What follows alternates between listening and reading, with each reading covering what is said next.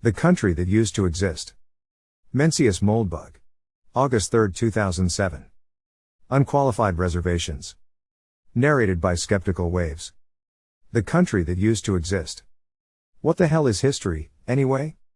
History is just a bunch of stuff that happened. Mostly to people now dead. We owe these people nothing. They're dead, after all.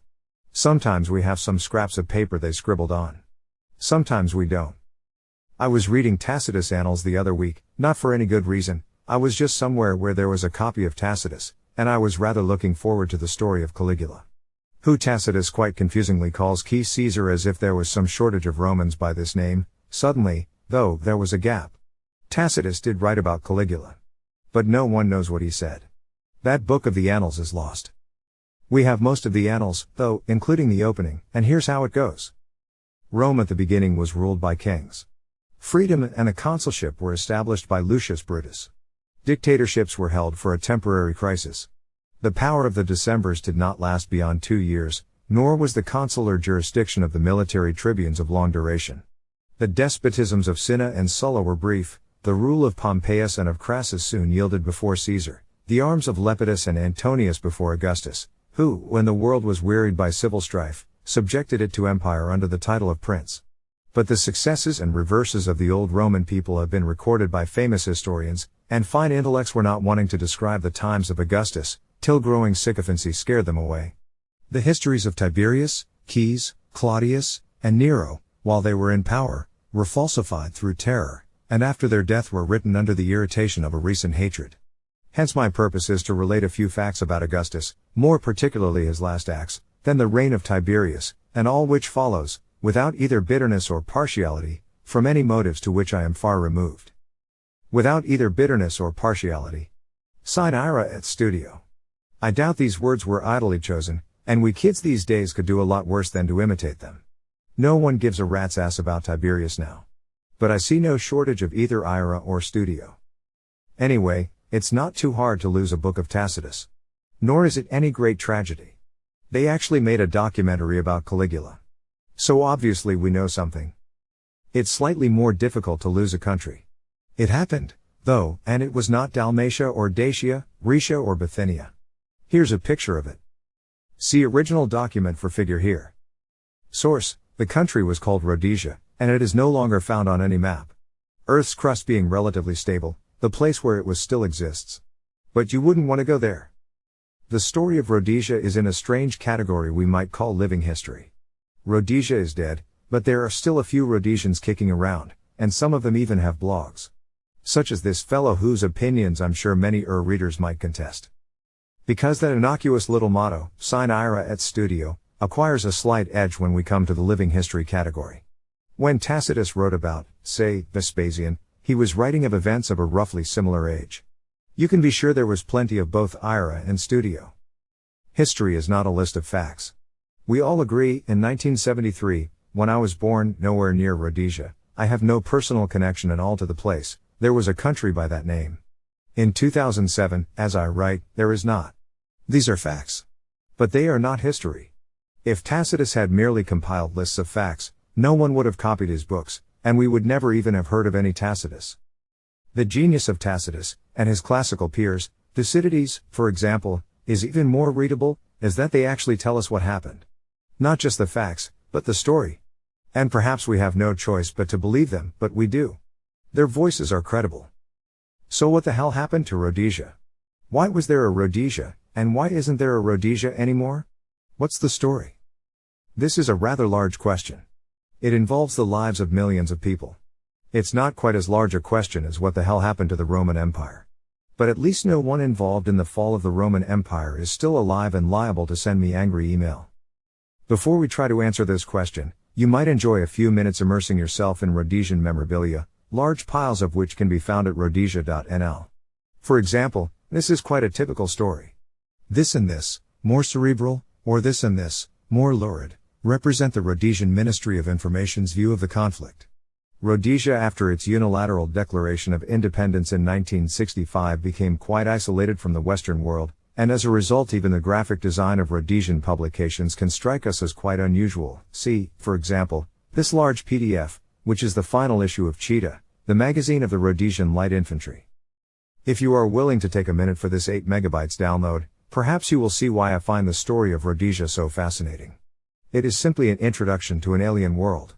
It might as well have been printed on Alpha Centauri, except that it seems to be in English. Aside from the language barrier, I am quite sure I have more in common with Tacitus himself than with any of the odd bipeds who adorn the pages of Cheetah. Perhaps a modern German has rather the same reaction to documents from the Third Reich. The last 2 pages of the PDF, which are quite artistic, may be the most unusual. Don't miss the selection of past Cheetah covers. Of course, this does nothing to answer the question. Perhaps first we should get the official story, which we can hear from our good old friend Samantha Power. As Power wrote, in an excellent 2003 article called How to Kill a Country. Although Zimbabwe is as broken as any country on the planet, it offers a testament not to some inherent African inability to govern but to a minority rule as oppressive and inconsiderate of the welfare of citizens as its ignominious white predecessor. I suspect the readers of Cheetah might take some issue with the word ignominious. But, of course, the winners write the history books. Or at least they get to teach at Harvard. And the losers are, well, losers. In any case, Power is no fan of ZANU-PF, and she closes with this same point. For all their differences, Mugabe and Ian Smith share a basic misconception about power. They both fail to realize that a government cannot survive indefinitely when it advances the political and economic desires of the few at the expense of the many. When I asked Smith whether he would stop leaving his front door open now that starving Zimbabweans are prowling the city, he replied, "I'm not going to change now." The same, alas, is most likely true of Robert Mugabe. See, this is how bad Robert Mugabe is. He is just as bad as Ian Smith, who, almost unbelievably, is still alive though shortly after this article was published. Smith's home was stolen and he moved, like so many of his compatriots, to South Africa, which presumably will survive long enough for him to at least die of old age in his own bed. You can buy Smith's memoirs here. Be warned, he's not a very good writer. Of course, the idea that starving Rhodesians, whatever their skin tone, were ever prowling Salisbury, is rather surprising. And quite untrue. As the Rhodesian government put it in 1979, bear in mind that the Rhodesian dollar was pegged 1-to-1 to the US dollar. A United States State Department agency report says that in the decade 1965 to 1975, Rhodesian economic growth outstripped that of almost all its neighbors. Her gross national product rose by almost 80%. And the per capita income by 26%. The 1974 per capita income of $422 compared very favorably with that of $348 in Botswana, $148 in Zaire and $126 in Tanzania. In the purely material sphere, earnings have increased phenomenally. In 1958, the 652,000 workers in the industrial sector earned an average per capita income of $169, ranging from a high of $285 in the finance and insurance fields to a low of $104 for an agricultural worker. In 1965 the figures were 656,000 workers, average income $250, and by 1975, 982,000 workers had a mean per capita income of $692, with those employed in the educational, transport and communications and finance, insurance and real estate spheres, earning an average of $981. While the least paid employees, agricultural workers, domestic servants and miners and quarry workers, earned $336 on the average. Black private enterprise is growing, particularly in the fields of transport, distribution and agriculture. Black bus owners manage highly successful businesses which provide transport between the urban areas and the tribal trust lands. Black retailers own and run about 2,500 stores, varying in size and sophistication, and blacks own and manage over 8,000 commercial farms. In the professional field, there are many successful black doctors, lawyers, teachers, accountants, etc. In the private sector of business and commerce, there are significant examples of appropriate responsibilities offered to, and successfully discharged by, qualified blacks, and many large companies employ blacks in management or trainee management positions. The civil service employs increasing numbers of blacks in established posts, especially in the fields of education, health and social welfare. I know it seems odd, and I do not have a link handy, but one of the mainstays of the early post-war case for decolonialization was actually that European government was artificially retarding the development of Black Africa, confining native populations to traditional pre-industrial economic, social and political structures, and preventing them from moving forward to a modern, centrally planned socialist economy. Hopefully if you are a regular reader, I have established some credibility and you are willing to take me on trust when I say that people actually did believe this. Otherwise I'll have to dig up a link or something. Of course this proposition is no longer uttered as such. But it no longer needs to be uttered, because so few remember Africa before decolonialization, and those who do don't exactly teach at Harvard. So it has passed into history, and fossilized in a way. It can be assumed and included in arguments without any actual thought. In fact, what power really means is that a government cannot survive indefinitely if it defies the wishes of the international community. I.e., of, well, power. Here we have the ultimate cause of Rhodesia's destruction. I believe this is a clear and undisputed fact. The proximate cause of Rhodesia's demise is also clear. Rhodesia was throttled by Carnations, stabbed in the back by South Africa, and finished off by Jimmy Carter. The Carnations were dropped into rifles and used to overthrow the Estado Novo of Portugal, which then abandoned Mozambique, Portuguese territory for the last 500 years, which in 1975 reverted to the international community, specifically its Cyrillic arm. The Carnation Revolution left South Africa as the last ally of landlocked, blockaded Rhodesia. As everyone in the world can surely now agree, the National Party regime in South Africa were swine, and they thought they could appease the international community by selling out the Rhodesians, for example, cutting off their fuel supply.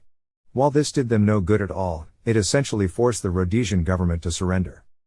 As this article describes, Henry Kissinger approved, or at least led the Rhodesians to believe he'd approved, a plan under which Rhodesia would adopt a universal suffrage voting system. Rhodesia, unlike South Africa, never had an apartheid system or race-specific elections. The entire cause of the dispute was that the Rhodesian electoral system, following Cecil Rhodes' dictum of equal rights for all civilized men, had a property qualification for elections. However, this first plan for majority rule was designed to elect the moderate black leader Abel Muzorewa. It was boycotted by the guerrilla leaders Mugabe and Nkomo, and, worst of all, it specifically preserved the white Rhodesian civil service. In other words, at least for the time being, it was essentially cosmetic. Carter, and his advisor on African affairs Andrew Young, refused to accept the results of Kissinger's diplomacy and forced a new election, which was won, quite violently, by Mugabe. Of course, presumably Young would disagree with this perception. As one Rhodesian Ministry of Information pamphlet put it, this weekend, in the worst atrocity committed against white civilians in the history of Rhodesia's 6-year war, terrorists of Robert Mugabe's Zimbabwe National Liberation Army hacked and battered to death almost the entire white staff and their families at the Elam Pentecostal Mission in the eastern border mountains. Mr. Young is asked, "Does Mr. Mugabe strike you as a violent man?" He replies, "Not at all, he's a very gentle man." In fact, one of the ironies of the whole struggle is that I can't imagine Joshua Nkomo, or Robert Mugabe, ever pulling the trigger on a gun to kill anyone. I doubt that they ever have. The violent people are Smith's people and hopefully they won't be around for the new Zimbabwe.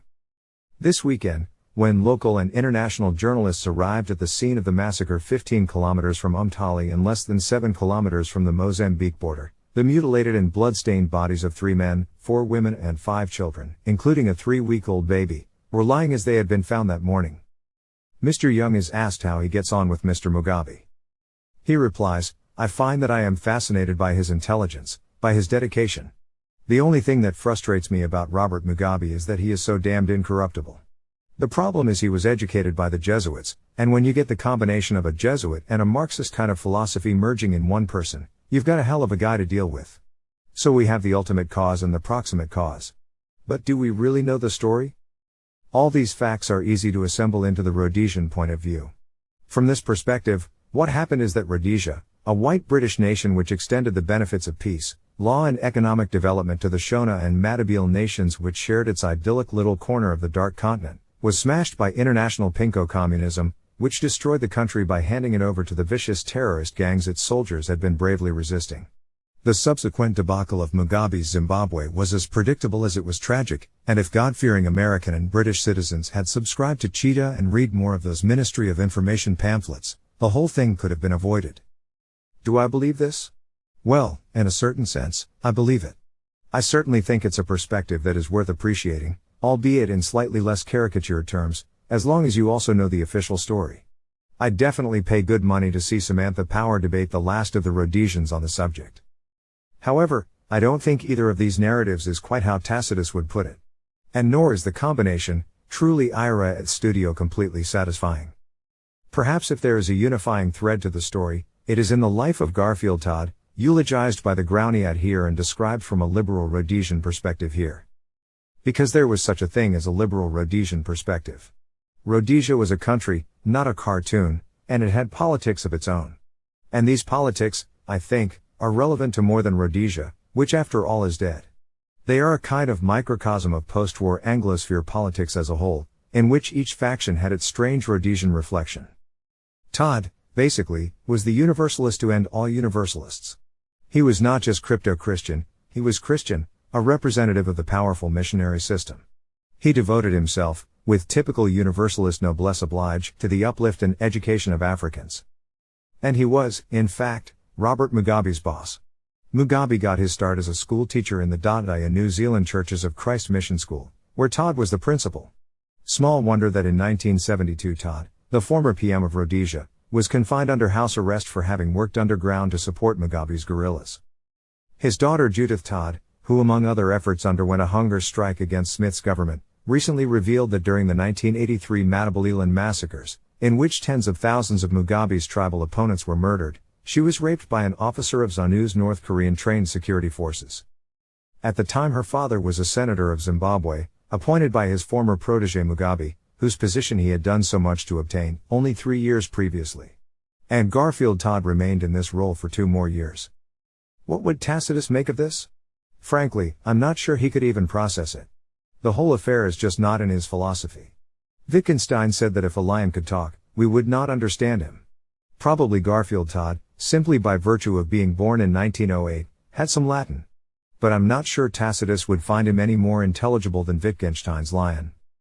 The social relationship between Todd and Smith is particularly fascinating. Travelers to Rhodesia in its later years often remarked that it seemed like a piece of pre-war Britain, even 19th century Britain, that had somehow fossilized and failed to develop. A figure like Ian Smith could never have achieved any political prominence in pre-war Britain, because his origins were decidedly middle class. Smith was an RAF officer in World War II, but his accent was no doubt anything but Old Etonian. Much as Todd was the ultimate missionary, Smith was the ultimate settler, and the battle between missionaries and settlers, which ended of course in the victory of the former, was the great conflict of colonialism. Rhodesia can be seen as a sort of British alternate present. Perhaps something like a Rhodesian Britain could have existed in a Europe where World War II never happened, and middle-class right-wing movements were not considered populist and intrinsically dangerous. Today's British National Party, for example, is very reminiscent of the Rhodesian Front in its general cultural associations. Note that, like the Rhodesian sites I've linked to, the BNP also has the worst possible taste in web design. This is very petty bourgeois. Smith's Rhodesian Front was a profoundly optimate Vasia concoction, basically lower middle class, with a light spattering of degenerate aristocrats. Given the beady age of conflict, that Smith's Rhodesia would fight a war with the Universalist world community, or with the likes of the uber-universalist Garfield Todd, is utterly unsurprising. Remember that this is not just a political conflict, but a religious war. Universalism and traditionalist revelationism are the 2 leading cliques of Christianity in the world today. If revelationism had any chance of extirpating universalism, it would surely seize it, so one can't really be too shocked and offended that the project is proceeding in the opposite direction. The United States is the only country in which any political force with even the slightest resemblance to the Rhodesian Front is tolerated as a legitimate party. For all of Europe and Britain, the analogy to National Socialism, which of course was another Vasia party, is simply too close to home. Today's Europeans simply cannot understand why Republicans, at least populist Republicans, are allowed to exist within the American political system. They look at it rather the way you'd look at someone who kept a pet leopard in his closet. Fortunately for Universalists, the political wind is certainly in their sails. It is increasingly difficult for populist Republicans to survive in the American political system, simply because the press they get is so bad.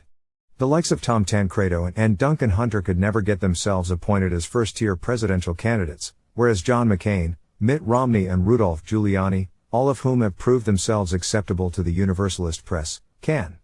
Even George W. Bush outdistanced the field on the basis of his compassionate conservatism, and, as some commenters here have observed, neoconservatism itself contains a powerful dose of universalism.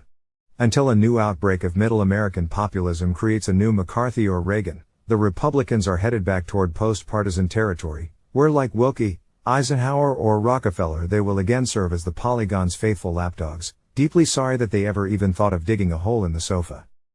In other words, my prediction for the future, more progress. There is only one slight problem with this picture. The problem is that, basically, Ian Smith and his cronies were right. And basically, Garfield Todd and his friends were wrong.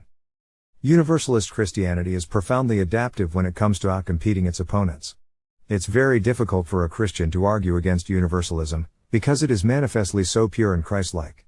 Even in a time and place like Rhodesia in the 60s, when universalism was blatantly suicidal, it was by no means easy for Smith's insurgent party to brush the establishment aside. The Rhodesian Front could win the votes of Rhodesian farmers who didn't want to be murdered in their beds. It had no chance of convincing the world. However, universalism also has enemies. Smith never really managed to hate the likes of Todd. He thought they were misguided. I was brought up a universalist, so obviously I have the same feeling, only more so. It was not Smith, but Mugabe, who proved the real enemy of the Todds. And being an enemy, he saw no shame at all in feigning Christian sentiments to manipulate his enemies. This is the permanent strategy of the militarist kleptocracies against the universalist democracies. Negotiate with us, we are really moderate, we would not hurt a fly. True, we are armed to the teeth, but we only care about social justice, all we want is our rights. We, in fact, are budding universalists, and if you call off your dogs, disband your commandos and accept our just and reasonable demands, we too will learn to turn the other cheek. If you are any sort of a Christian, this song cannot fail to charm your heart a little. And all the more if you are a universalist, which after all is a very fanatical sort of a Christian. A universalist by definition believes that the world is progressing toward a future in which everyone will be a universalist. When he sees evidence of this, he wants to believe it. When I think about universalist support for third world liberation movements, hardly a single one of which turned out to be anything but evil and corrupt, and certainly none of which came even close to providing better government than its colonial predecessor, of course it is easy for me, rejecting universalism, to sneer. But this is just evidence of the same mentality. Imagine if, say, the Congo, or Saudi Arabia, or Samoa, was taken over tomorrow by a movement which claimed to be libertarian. Possibly even by the formalist corporate capitalist state of my dreams. I have trouble imagining this, of course. But if it did happen, presumably my first inclination would be to support it. And presumably I'd have a bit of trouble realizing that these acolytes of my preferred future were, in fact, a gang of killers and thieves. When we read history sine ira et studio, we cannot hate the Garfield Todds. We can describe them as stupid, hubristic, fanatical and destructive, of course, and so of course they were, at least in my opinion. But any effort to rid human society of stupidity, hubris, fanaticism or destructiveness is itself so hubristic that it simply redoubles the mistake.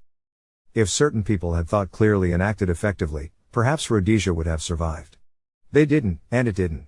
The only lesson we can draw from this is that it's important to think clearly and act effectively. The past is dead, we owe it nothing.